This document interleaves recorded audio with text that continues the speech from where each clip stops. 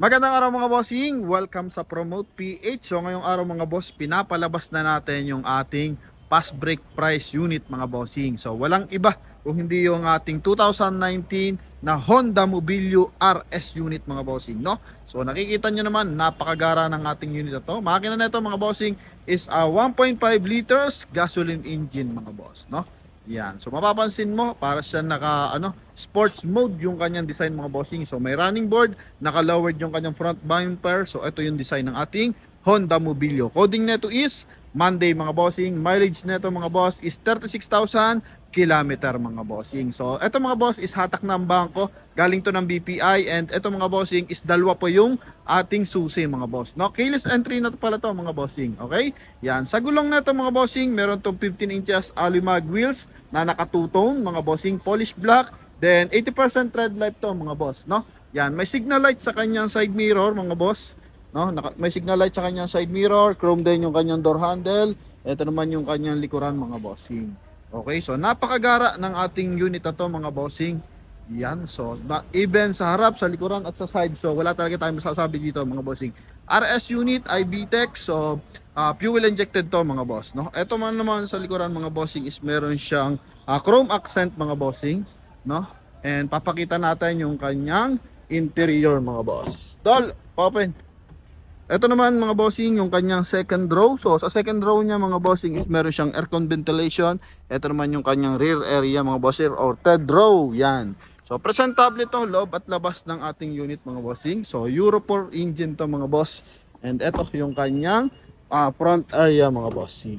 Okay? So ito mga bossing is naka power adjust yung ating side mirror.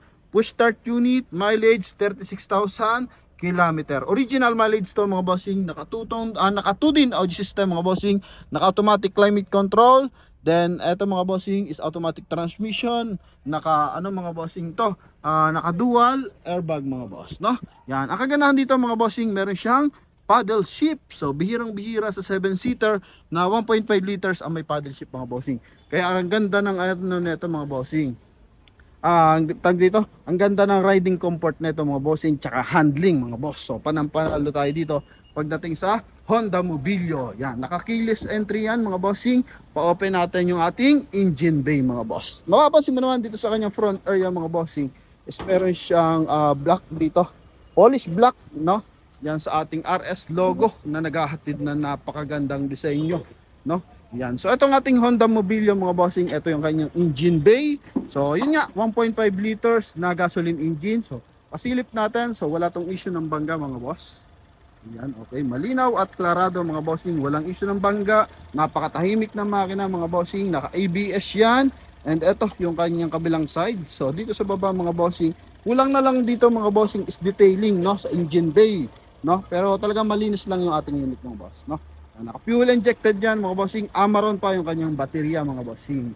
Okay, sa side naman mga sa front area mga boss, eto yung kanyang front area. So gumagana lahat ng ating ilaw. Meron pa siyang kilay mga boss, no, na chrome accent sa baba ng ating fog light mga bossing. And eto naman sa kabilang side, so eto mga boss nga, yun nakatuto, naka 4 stud mga bossing. Kaya sa ating mga buyers na interesado, so from ano to mga bossing, 758,000 mga bossing. Then 788 nung unang vlog natin mga boss. Then napunta tayo ng 758 mga bossing. Then ngayon mga bossing, 690,000 para sa ating mga mahal na subscriber, no? Kaya sa ating mga buyers dyan interesado, so tawag lang agad sa ating contact number na nasa screen. Connected po yan ng Viber and WhatsApp mga boss. Doon lang dyan yung susi. Pakita ko lang yung susi. Yan. So ito mga bossing, pasilip natin yung kanyang susi. Yan. So dalawang kanyang susi mga bossing na naka-keyless entry. Alright, so sa mga interesado, tawag lang agad mga boss, no? So yun lamang mga bossing. Thank you.